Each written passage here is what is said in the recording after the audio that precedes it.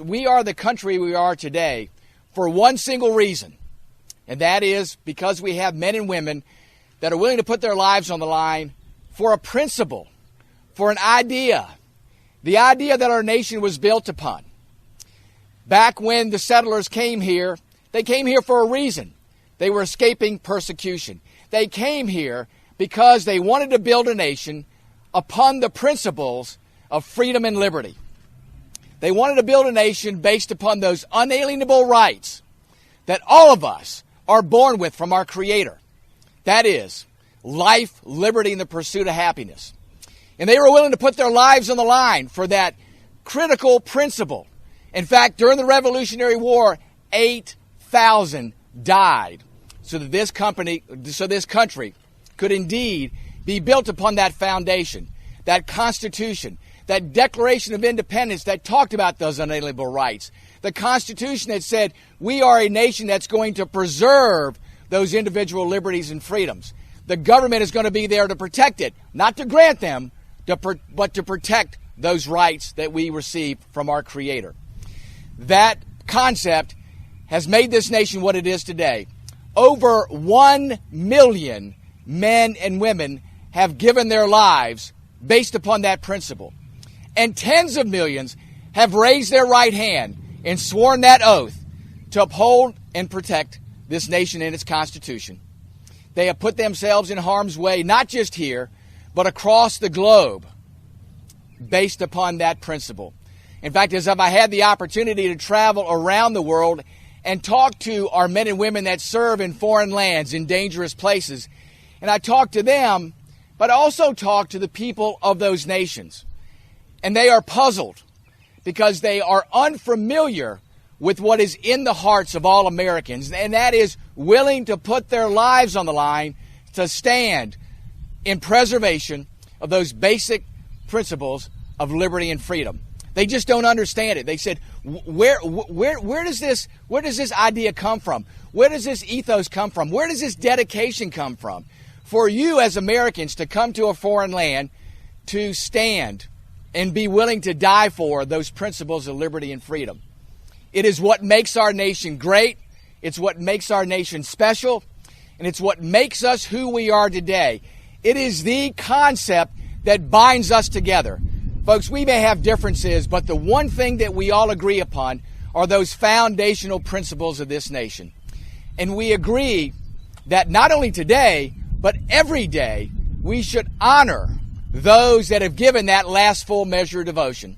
In fact, it was President Abraham Lincoln at the Gettysburg Address that talked about that. He said 77 years ago, when the foundational principles of this nation were etched in that document called the Constitution, and what was continuing to be taken to preserve those principles of liberties and freedom. And the last full measure of devotion that he called in those that were willing to give all to continue that foundational principle.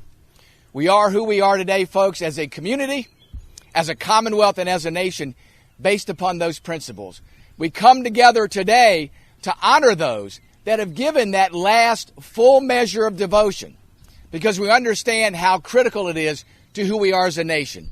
And we understand, too, that there will be the next generation that will be willing to do the same, and the generation after that, because of the example set by those that have come before them, and because of those that have given all, and because of those family and friends that are part of that fabric of our nation that come together each year to honor those that have given all.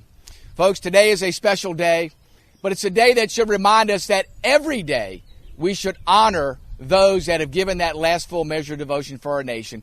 And we should also remember those that are willing to give their life to defend our liberties and our freedoms. I want to read a quote from Harry S. Truman. Our debt to the heroic men and valiant women in the service of our country can never be repaid. They have earned our undying gratitude. America will never forget their sacrifice. And I ask each of you here today, before you leave, read the names on these panels, the names on these bricks. And I want you to read them out loud. And I want you to remember that name So tomorrow, you can say it out loud again and keep their memories with you, always. There are many not on the wall.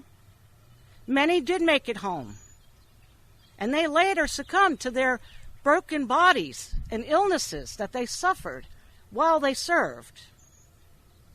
Dave Ellis, Arnold Doty, Harrison Smith, Thomas Miller, Marguerite Jones. And yesterday, unfortunately, our DAV family lost a fellow friend and great leader, one of our past national commanders, Jim Searsley. Remember their names. Take a moment. Read the bricks. Read the names on the walls. This memorial was built through the power of a group of veterans to make sure that no one lost in this region will ever be forgotten. I ask you to do that for me today. God bless each of you for being out here today, and God bless the United States of America.